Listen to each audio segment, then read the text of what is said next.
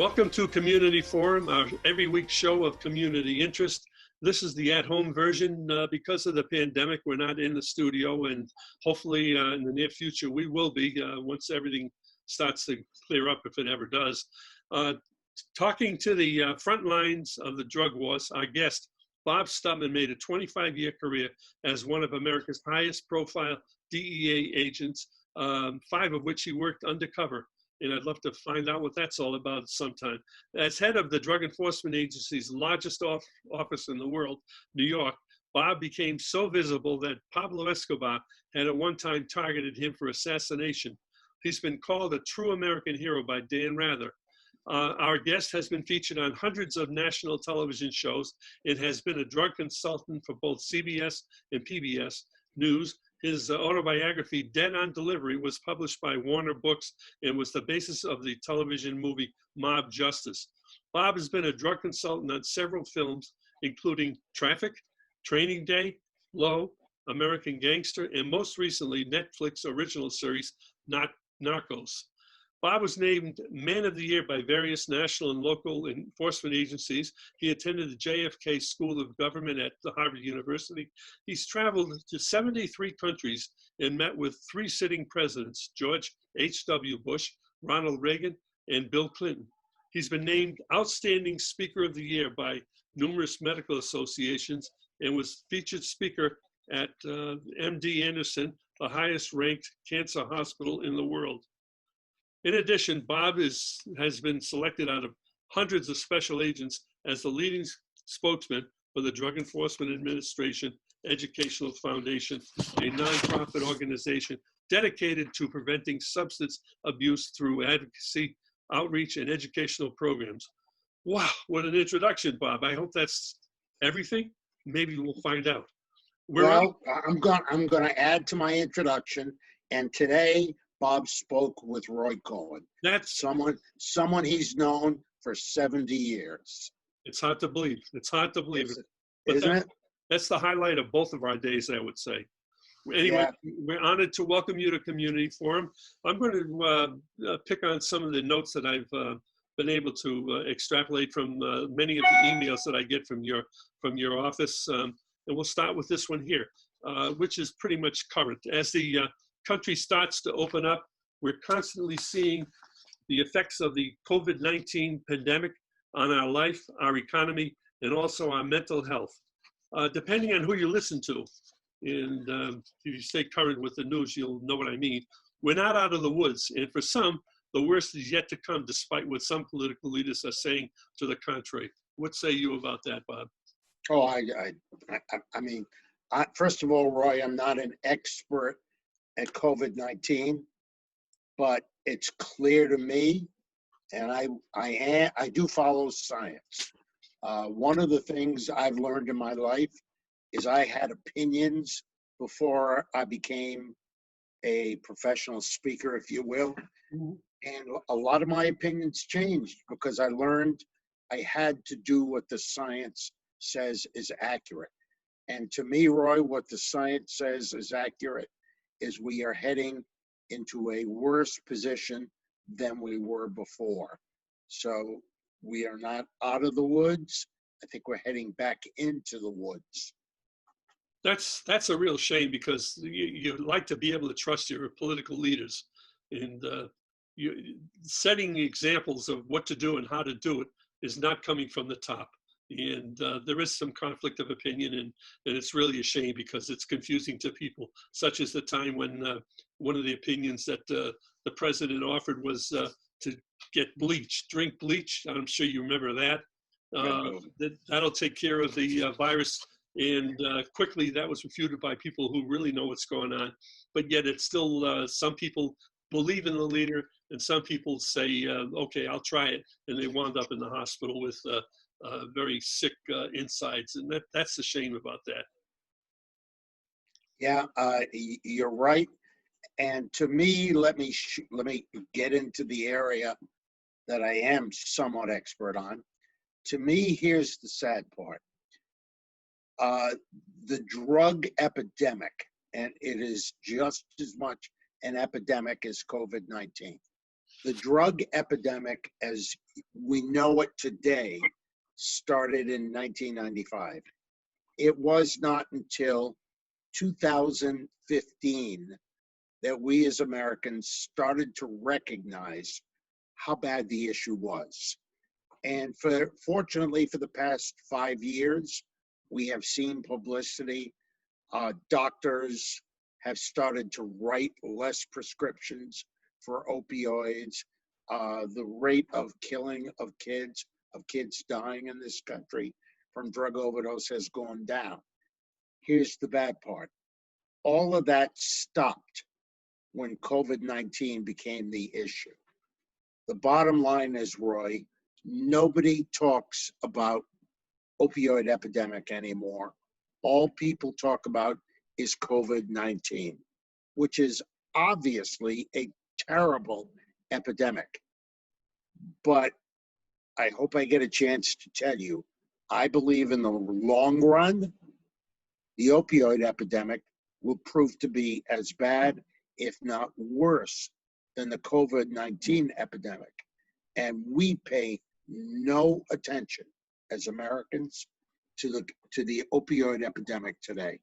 That's where your job becomes a very important job, because you have taken on the task of spreading the word about how bad it really is. And hopefully we'll be able to get you back up to the top of the list again, because it's bad news that sells newspapers, and all the publicity that the president gets to talk about the pandemic just jumps over the importance of your story that you have to tell.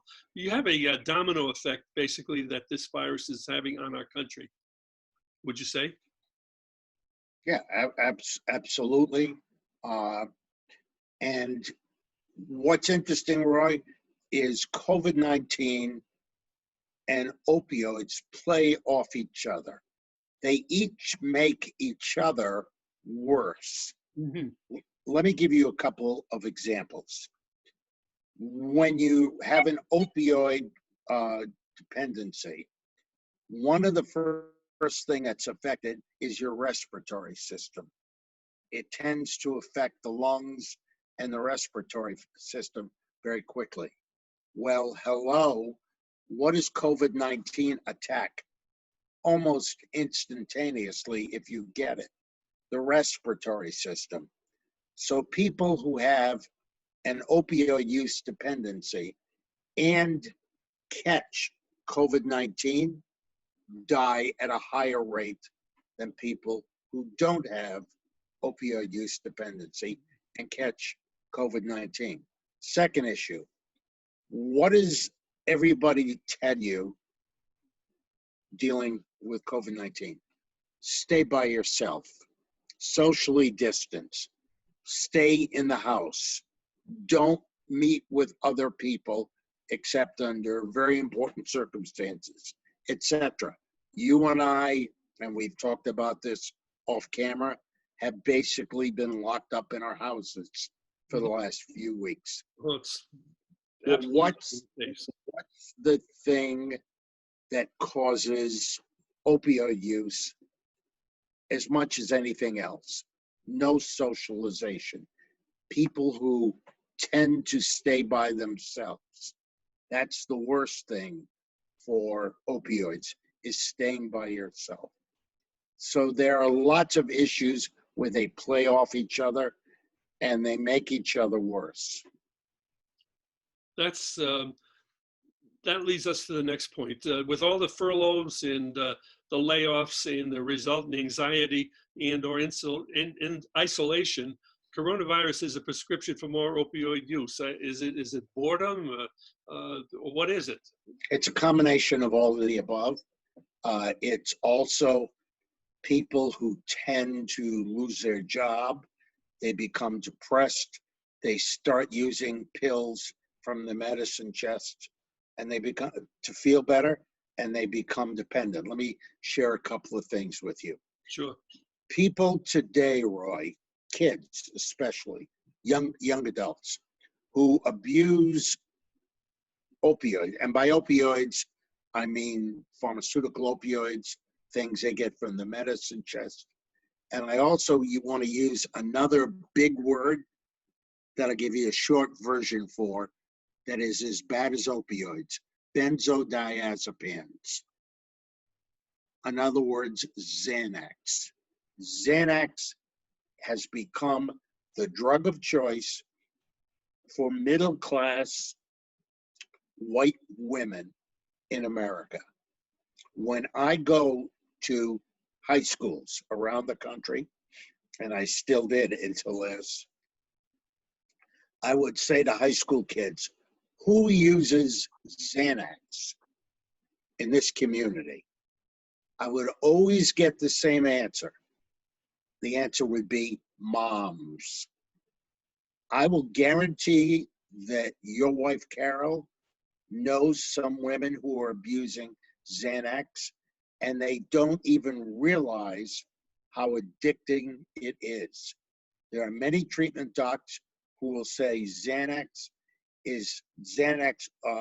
addiction or Xanax dependency is tougher to put in recovery than heroin. It is a tough drug. So we have these two drugs. Young adults today do not use opioids or Xanax, benzos, for the same reason you and I used drugs when we were kids. Now, when I say you and I mean that editorially. I mean our age group. When we use drugs, we smoked grass, we used LSD. Our kids, not our grandkids, used grass, used LSD, etc. Cocaine, they use them to get high, to get stoned. Kids do not use drugs to get high anymore. They use drugs to assuage their emotions, to feel good about themselves, about the worries they have, the tough life they have. I had a young man, I will never forget this, Roy. You and I are both old enough to know that sometimes in life, something will happen or somebody will say something to you and you don't realize that's going to stick with you for the rest of your life. Sure. You don't realize when it happens. So I'm in a high school in Wisconsin, and I am with probably 100 kids, no teachers, no administrators, me and the kids. And one young man tells me he uses OxyContin 3 times a week. And I said to him, what does it feel like when you use OxyContin? To me, a very important question. And the kid gave me an answer I will never, ever forget. He looked right at me and I said, what does it feel like when you use OxyContin? And he said, it's like being held in my mother's arms.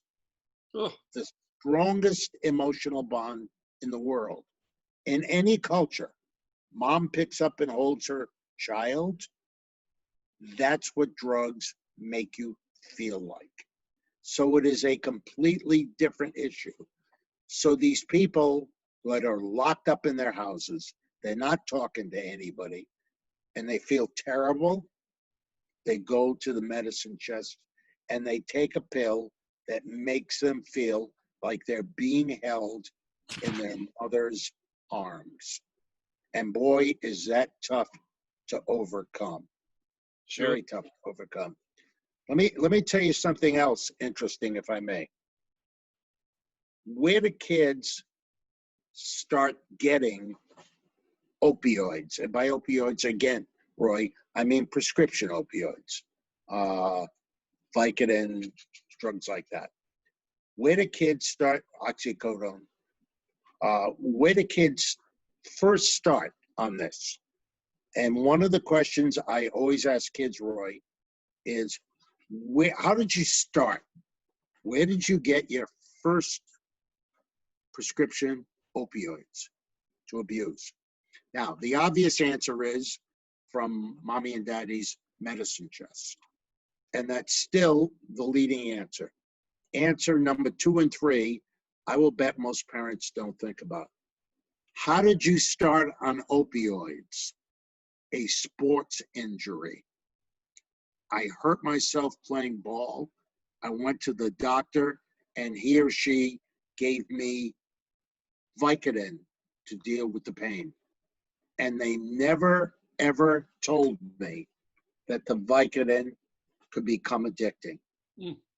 Only 23% of primary care doctors, which is what most of us see, will tell their patient the potential harm of opioids. 3 out of 4 don't say anything. Now, I know you know this because I've told you, but I've always found this amazing that most people don't know it. The average number of uses to use a pharmaceutical drug and become dependent on it, not addicting, but dependent, meaning physically you feel like keep taking them. Average number of uses, 4 to 5 uses. So a kid goes to a doctor, breaks a leg playing football, gets pills. After 5, 6 uses, that kid's dependent. What do you think the other reason is that most kids get opioids their first time, apart from the medicine chest and apart from sports injury? What's the other reason that kids tell me all the time when I say, how did you get your first opioids? You know what the answer is? I have no idea. Wisdom teeth. Oh. These kids now, the average for dentists giving out opioids, usually Vicodin, for wisdom tooth pull is around 15 to 30 Vicodins. So we are just pushing these things out the door, not understanding the problems they cause. Now, let me tell you, at the very beginning, I said something to you that I think is very important. We are suffering terribly from COVID-19. Mm-hmm. We got about 130,000 dead. As you know, I live in Florida. I'm talking to you from Florida. I mean, we're crazy. We're having people go to the hospital in uncontrollable numbers, much worse than beautiful Stoughton, Mass. The problem is that, not the problem, the good news is we will have a vaccination for COVID 6 months, a year and a half, something like that. Yeah, But well, what happens until then? Pardon? What happens until that time? Well, we lose people. I agree. We agree. I agree. But here's the point, Roy. I think you and I agree. We eventually will have a vaccination for COVID. Mm-hmm. Here's the problem. We will never have a vaccination for opioid addiction. So We how will do you never, great question. We will never have one. In a study done in Journal of the American Medical Association, they said if everything goes well over the next 10 years, we will have about 700,000 Americans die from opioid or benzodiazepine overdose. That's it? That's if everything goes great, and that's just over the next 10 years. 700,000 Americans.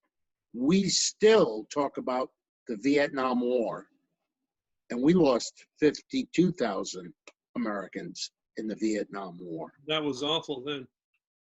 Yep. So what's the answer on the, you're saying in 10 years, that many, 700,000? Yep. How did people get off of it? I remember that for a while there, I used to, in one of my previous occupations, I used to transport patients to methadone clinics. And they'd go in and get their treatment for that. And that supposedly got them away from the drugs they were on. No, Elderly? not really. Let me talk about, you asked one very important question. How do people get off of it? Yeah, Let me talk for a minute, if I may, about how do people get on it. okay. These drugs, about 70,000 Americans die every year from opioid overdose, okay? Many of them are street drugs, fentanyl, heroin, etc. But almost all of them, 82,000, started with a pharmaceutical drug, like an OxyContin, etc. So the question is, why do we have so many people using these drugs? In 1995, Roy, when you and I were young kids, we prescribed about 9,000 written prescriptions for opioids in America. Doctors wrote about 9,000 written prescriptions in 1995. How many did they write in 2015, 20 years later? I don't Take a know. guess. I have probably 10 times the amount. Good guess. How about 260,000? Oh, So we went from 9,000 prescriptions for opioids to 260,000 prescriptions for opioids. for Now, how, how did that happen? let me ask you this, for how many Yes. patients, like the number of patients back at the beginning with the smaller numbers up to the time you're talking about where there are so many more prescriptions written, was it proportionally to that many more patients, or Yes. were they just overloading the No, rest?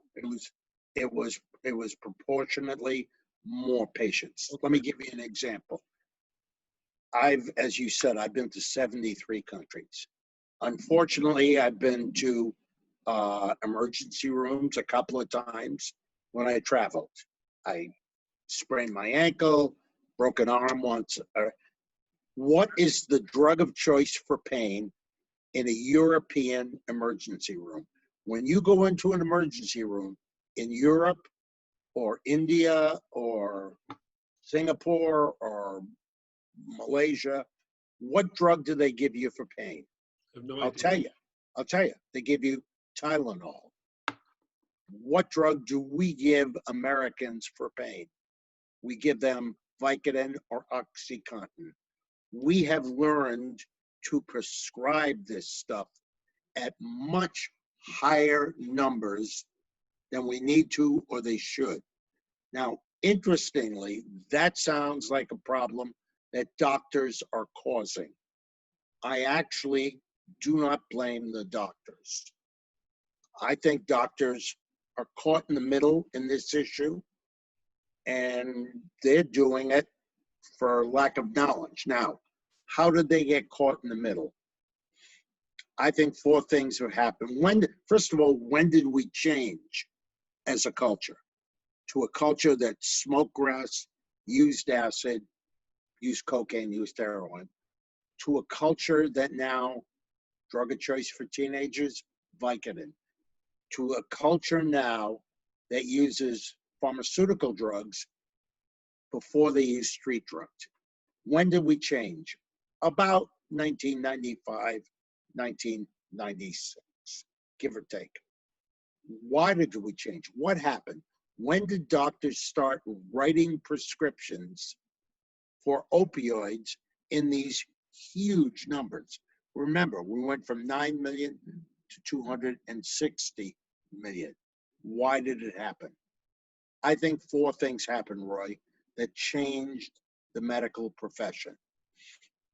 And I do a lot of speeches to docs every year, and it's interesting. Some docs, 2/3 of my audience, when I say the following, will give me a standing ovation. 1/4 will think I'm terrible for saying it. I believe this to be true. I think four things happened in the mid-90s to change the American culture. Example one, you and I have been watching a lot of TV over the past 12 weeks. Oh, you're not kidding. Right.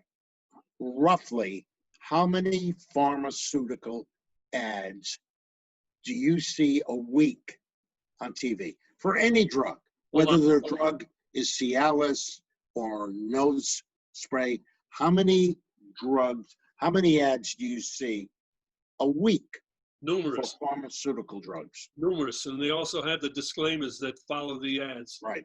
Okay. So we all see dozens, if maybe not more, certainly in a month on TV for pharmaceutical drugs. How many of your viewers know the following? Those ads are absolutely illegal in every other country in the world except New Zealand. Really? The only two countries in the world that allow pharmaceutical ads on TV, number one, US, number two, New Zealand. You don't see them in Europe. You don't see them in India. You don't see them in Southwest Asia, Southeast Asia. You don't see them in Japan, just us. Why? Now, what does that pharmaceutical ad tell the viewer? Forget what it's for, the specific. What does the ad tell the viewer? One sentence. If you've got a problem, take a pill. No matter what your problem is, take a pill for your problem. So I go into the doctor and I say to the doctor, I need a pill. And if he doesn't give me a pill, he or she, in my mind, is a lousy doctor. And that has changed the medical profession, that advertising on TV. It has completely changed the medical profession. Second thing that happened in the mid-90s, OxyContin came on the market. It got sold to doctors, this is their words, as a virtually non-addictable opioid. They told doctors there was a 1% chance of addiction with OxyContin. That was a unequivocal, flat lie. Sure. It was a lie. But here's the problem, Roy. Most doctors learn most of what they know about pharmaceuticals from their pharmaceutical rep. Right. And the rep told them that it was not addicting, and they believed it. They believed it. And so they started selling it. And that happened, by the way, for 13 years. And in 2000 something, 15, Purdue Pharma pled guilty in federal court for exactly what I just told you. Right. For lying to doctors. And they believed it. You would think that the doctors would have realized after so many years that the product is addictive and that they would back off on prescribing it. Here's the problem. They very often did not even recognize the addiction. They didn't even recognize the addiction. Wow. I have doctors that say to me, look, let me tell you something. I think the worst thing about opioid addiction, Roy, is it's almost impossible to pick out. Let me give you an example. You talked about me working undercover. And for my first 5 years in DEA, I lived with drug traffickers. I mean, I worked undercover. My job was as a DEA agent to buy drugs and have those people arrested and have them never know I was an agent. I could, if a heroin addict walked through my door right now, I could tell you in 20 seconds, he or she was a heroin addict. If a cocaine addict walked through my door, it would take me 60 seconds, but I could pick them out as a cocaine addict. I'm better at picking out drug addicts than probably anybody you know. Probably, if that's for me, Roy, I'm not here. No. probably anybody you know. I can pick out drug addicts immediately. Here's the problem. I cannot pick out an opioid addict.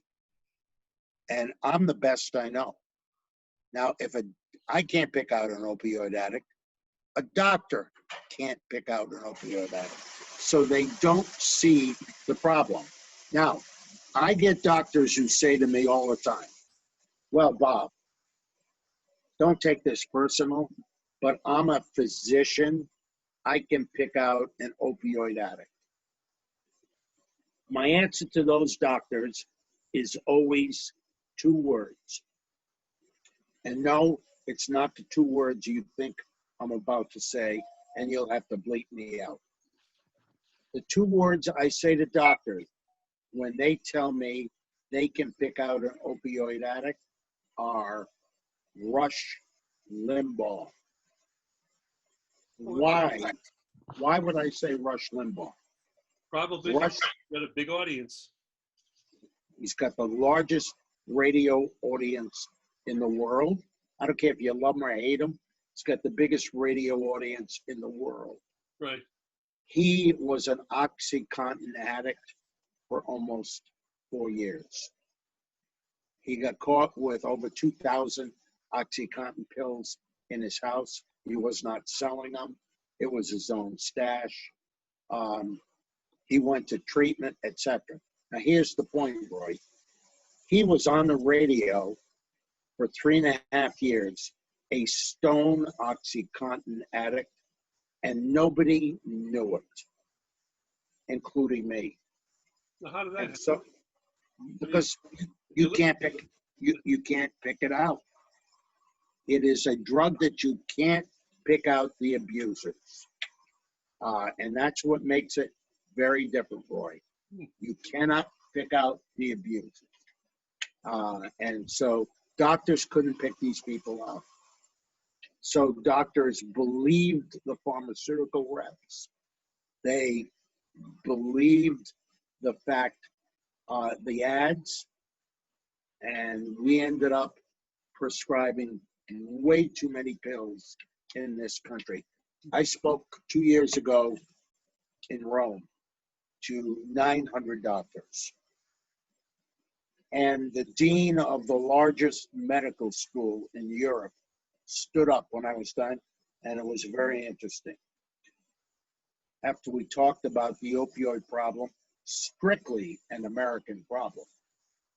Not a problem in Europe, not a problem in Asia, strictly an American problem. This dean of the medical school stood up and he said something, again, that I found very interesting. He said, Bob, I know American doctors are very smart. Are they smarter than every other doctor in the world? Because only American doctors write these pills the way they do. And that's what's happened to America. And that's how we've changed. And when you put COVID into it, it makes it more difficult to deal with. And everybody forgets about the opioid epidemic because everybody's paying attention to the COVID epidemic. Bob, there's a note that I found in one of the communications from your administrator, from someone who I guess had a problem with the quarantine going on. It says, after 7.5 months sober, I relapsed during quarantine, and here's what happened. The isolation of living in a coronavirus lockdown made my obsession with alcohol worse. What do you have to say to that? Yeah, that's exactly what I talked about before. It's getting yourself locked up by yourself in a house or whatever, or with your husband or wife or just your kids, and you can't see anybody else. That is a natural for people who have opioid use disorder or alcohol use disorder, and causing a re-kicking in of that disease again. That is a very difficult part when you're used to working long hours and for many years, and all of a sudden your life comes to a screeching halt. You can't leave. It's like being in prison, stuck with your family or the kids that they all want to do something, and all they're going to do is drive you nuts. I can fully understand that, although I've made it so far, and I hope I continue. Over the next few years, I noticed that drug abuse will kill far more Americans than the pandemic. You've been pretty much telling me about that. And then it says we'll solve the pandemic reasonably quickly, but Americans will continue to die from drug abuse for years to come. There's something unequal about all of that that's going on. I mean, there's got to be solutions. I read today that in Israel they have a new thing they're coming out with that should be ready in maybe a month, whether you'll be able to be tested for the pandemic or the disease, and they'll let you know in a minute if you're afflicted with it. That's something new that hopefully you'll be able to have. What do you think? Yeah, I mean, it goes back to what the previous quote said, Roy. We will come up with a solvable, with a way to solve the pandemic fairly quickly. Now, by that I mean it may take a year and a half, but we won't be able to solve the opioid use disorder problem. Yeah. We just won't. It's too insidious. It's just a problem that we're not going to solve very quickly because we have too much available in this country. And the prescriptions, the doctors, I believe they're going to start monitoring the numbers of pills that they prescribe. Is that true? Yeah, we do now.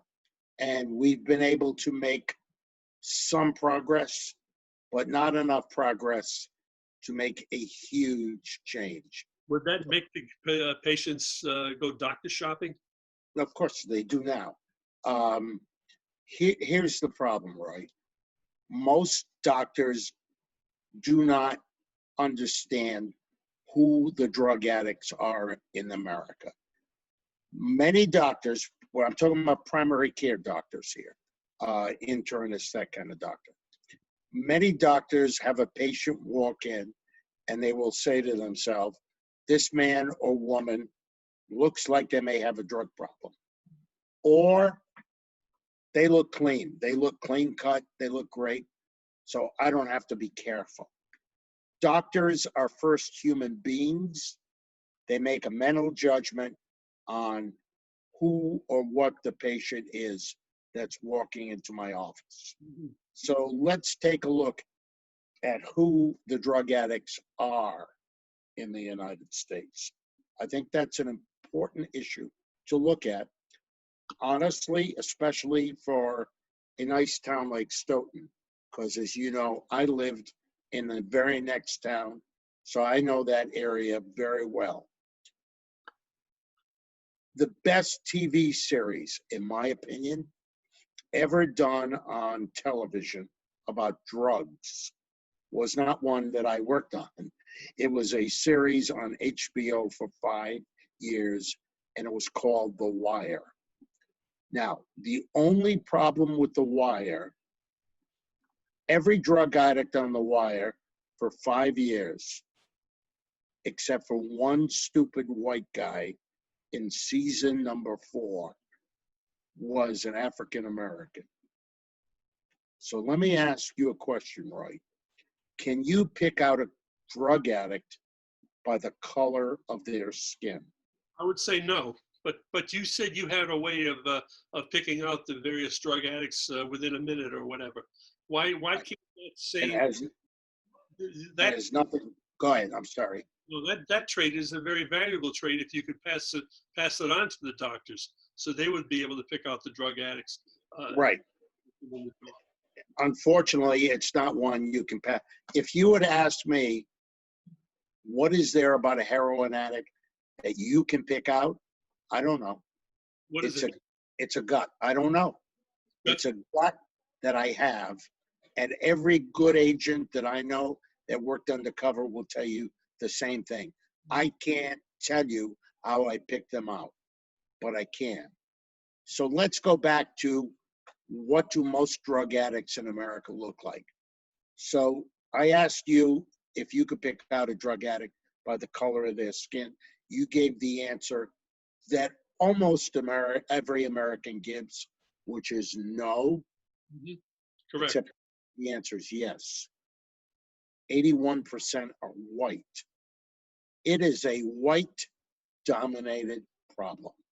Really? That is not, do you hear what you just said? You were surprised by that, as are most Americans.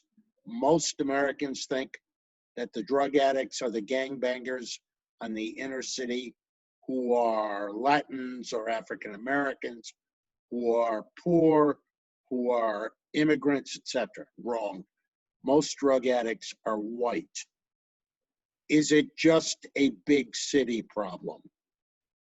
Well, the answer is per capita, more people die in rural and suburban America from drug overdose than die in the big city. Hello, Stoughton. Hello, Sharon. Hmm. More people die in suburban and rural America per capita than big city America. Number three, should I send my kid to private school if I'm worried about drugs? Because we all know what those public schools are like. And the answer is yes, you should, if you want to give your kid an 18% higher chance of drug abuse than public school. Private schools have a higher rate per capita of drug abuse than public schools. Wow. There is one exception, truly faith-based private schools. And it makes no difference, interestingly, what religion. It can be Protestant, Catholic, Jewish, Muslim. Truly faith-based private schools have a slightly lower than public schools. But private schools in general are higher than public schools. The next one, let me tell you my life. As you know, Roy, before this craziness, I used to average 80 speeches a year. It's a lot of speeches. And when I gave a speech to parents, if I didn't bring this issue up separately, I would always be walking out and some dad would grab me by the arm and he'd say, wow, Bob, you gave a great speech. I thought I knew about drugs. I didn't know anything about drugs. You taught me so much about drugs. That was amazing. But you scared the hell out of me because I got a son in high school. And then here's how that paragraph finishes if I didn't bring this issue up separately. So you scared me to death because I got a son in high school. But my son doesn't have a substance abuse problem. He blank blank. What does blank blank stand for, Roy? I'm having a problem figuring that one out. My son doesn't have a problem. He plays ball. We think that kids who play sports have a protection. Let us be very clear. Kids who play team sports in high school have a higher rate of substance abuse than kids who play no sports at all. Kids who play individual sports in high school, track and field, marathon running, golf, etc. Kids who play individual sports in high school have a lower rate of substance abuse than kids who play no sports at all. Now, most coaches, by the way, A, agree with that, and B, they tell you the reason a kid who plays an individual sport has a lower rate is who is that kid competing against? Themselves. So they have a higher rate of self-esteem. But kids who play sports in high school, team sports, have a higher rate of substance abuse than kids who play no sports at all. And that shocks most parents. The last issue, this does not come, everything I tell you remember I told you I believe in the science, comes from a scientific journal, medical journal, unless I tell you different. The following is something that happened to me. The last two things that cause substance abuse amongst young adults are two sets of words. One is, my kid's too smart. She wouldn't get hung up on that crap. She's too smart. Or then there's the other one, the one I hear every day of my life. Not my kid. I'm a cop, our kids don't do drugs. I'm a doctor, our kids don't do drugs. You name it, okay? I hear not my kid all the time. Denial. Pardon? Denial. Right. So let me share with you the best lesson I ever had in my life to those two.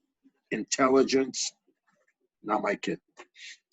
In 2006, Roy, I was speaking in LA to about 700 people. They were the CEOs of the Fortune 200 companies in America, plus their staffs, plus their families. I remember it because it was the first time Carly Fiorina, who at that time was CEO of Hewlett Packard, and it said publicly her 16-year-old son died of a drug overdose. So I remember that being said. Anyway, I give a 2-hour speech. Halfway through, I take a break. A guy comes up to me that I do not know at that time. He is now a good personal friend of mine. And he said, Bob, I hope these people listen to you. So I say to him, well, I hope they listen to me too. But why do you say that? He said, I have 2 sons. My younger son is in recovery from OxyContin. Thank God he's been clean for 11 months. He's doing great. And then here's the words I will never forget. This is a quote from this guy speaking to me. My older son is a cocaine addict, alcoholic. And that's the good news. The bad news is he graduates next month from UPenn, Ivy League, medical school. Oh. And he thinks because he's a doctor, he can handle this shit. I said, his name was Bob Young. I said, Bob, would you please tell this group, I know they think I'm exaggerating. He does. Now, let me tell you about his son, John Young. If any of your viewers think I'm exaggerating, please Google John Young, J-U-N-G. John Young graduates number 5 in his class out of 7,800 from the University of Wisconsin in Madison, a great public school. John Young graduates Ivy League Medical School, Penn, AOA, that means the top 10% of his class. And by the way, 4 days later, same stage, John Young gets his MBA from Wharton. Now, I know hundreds, thousands of doctors, Roy.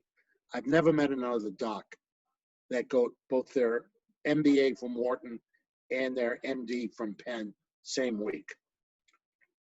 John Young gets beaten up at Chicago Memorial Day weekend, drunken stuff. He says, Mom and Dad, I got to get help. I'm out of control. He goes into treatment in Georgia. While he is in treatment, he gets a residency offer. Clearly, they didn't know he was in drug treatment or an addict. He gets a residency offer from Mount Sinai Hospital in New York, a world-class hospital. He says, Mom and Dad, I've learned my lesson. I am going to take this job and I'm never going to have a problem with him. John Young goes to work at Mount Sinai.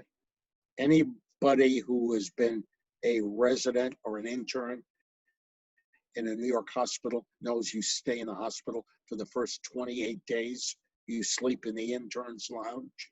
You don't get a night off. First night off, John Young gets his first night off, 29 days. That night, 4 a.m., the dad, now a good friend of mine, named Bob Young, gets a call at 4 a.m. I remember what he said. He said, Bob, it was a lady. Her name was Dr. Teresa Palumbo. And she said, Mr. Young, I am Dr. Palumbo. I am the ER director at Heinemann Hospital in Philadelphia, big hospital. And then her words to Bob Young, the dad, I am sorry to tell you, your son, Dr. Young, just died in my emergency room from a drug overdose. Oh. I knew he was a doctor. I tried to resuscitate him way too long. I can never get a heartbeat. Next day, Bob Young sends me an email, which if you could see all my emails here at my wall, you would see it hanging on my wall. And there's one sentence in there, you just don't forget, Roy. Quote from the father to me, the final moments for my son, John, parentheses, MD, MBA, not some gangbanger on the street, was him crawling off an elevator in the lobby in a Holiday Inn in Philadelphia, trying to get help, but was having convulsions and could not talk. Now, very often when I give a speech, I will put John Young's pictures, 2 pictures, up on my PowerPoint. And here's what I say. First of all, he's very handsome. Number 2, unbelievably clean cut. What I say to the moms and dads in the audience, if your daughter, Carol, is that her name? Yes. If your daughter, huh? Daughter is Jill. Okay, I'm sorry. If your daughter, Jill, brought this guy home and said, Dad, Mom, this is my fiance, you would be tickled. Sure. He's handsome. He's clean cut. He's an MD from an Ivy League school. He's got his MBA from Wharton. One problem, Roy, he killed himself with a drug overdose. And that's what's happening in America today. And that's why we have the problem. Most people do not recognize who the problem is. That's a bad story. Bad story. Yep, it's one I won't forget. And as I said, Dad's a good friend of mine. Unbelievable. I think we're running out of time. The little problem kind of messes up my schedule. But there's another subject, a little bit off of what we're talking about. I've heard that our country recently has decided to step up the efforts to slow down the progress of drugs being smuggled in, like throughout the Caribbean and stuff like that. Is that something you can speak to? Yeah, of course. I spent my whole life doing things like that. I was head of the largest DEA office in the world. And one lesson I learned, you cannot stop drugs coming into America, period. We can't stop them. We can change the way they come in. We can make them a little slower at times. They'll speed up another time. Let me give you an example, Roy, did you see the movie American Gangster with Denzel Washington? No. It's a true story. I was one of the consultants on the film. It's a story about a guy named Frank Lucas who smuggled huge amounts of heroin into the United States. It was the early 70s. You know how they smuggled it into the United States? I can't imagine. in the caskets of dead GIs Oh, coming back from Vietnam. Now, the problem, there were a lot of problems with that, but one of the problems is customs would never search those caskets. They would not, because they would say, if I open that casket and there's no drugs in there, I will be accused of desecrating the body of a fallen hero. And I completely understand that. Point is, Roy, that we will never stop drugs from coming into America. So the only way we can really make a difference, I'm not saying we make it legal, that will make it worse. I'm not saying we don't do some enforcement. We have to. We have to make an effort. But the only way you stop the drug problem in the United States are, number one, prevention. You stop kids from using drugs before they start. And number two, treatment. You figure out how you get people who have a problem into recovery. Those are the two ways. Now, basically, the last thing I want to tell you, average age of first drug use in America is around 14, give or take. Somebody walks up to your 14-year-old grandkid or kid and says, what's your daughter's name? daughter is Jill. Jill. Hey, Jill, try this stuff to your 14-year-old daughter.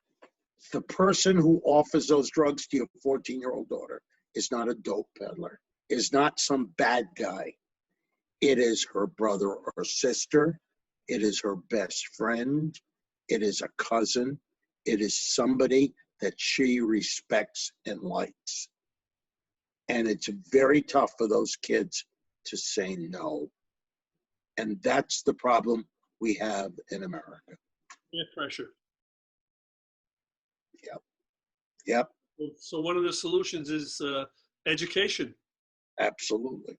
I don't know how they're going to do it, but you got to saturate the market and just all the bad points. Stories like the one you told us about the doctor. I mean, that hits, that hurts. That really hurts. And it hurts more if you go to Google and look up John Young, J-O-N-G, and see his pictures. I will, when we're done with the show, I will do that. Bob, I have to thank you again. I taken a lot of your time, and you've put up with some of the glitches that I had to put up with. Hopefully one of these days we'll be back in the studio and somebody else can push the buttons because this is a tough thing to do. But you certainly made it worthwhile, and I appreciate you coming on. And may I say that if you would like to learn more about the Stutman Group programs, check out the website, The Stutman Group, TheStutmanGroup.com, or you can contact Sue Caporali. She's the Director of Operations at area 716-969-2579, or you can email Sue at thestutmangroup.com. Bob, again, thank you very, very much for spending time with me. It's my pleasure, Roy. Thank you for having me.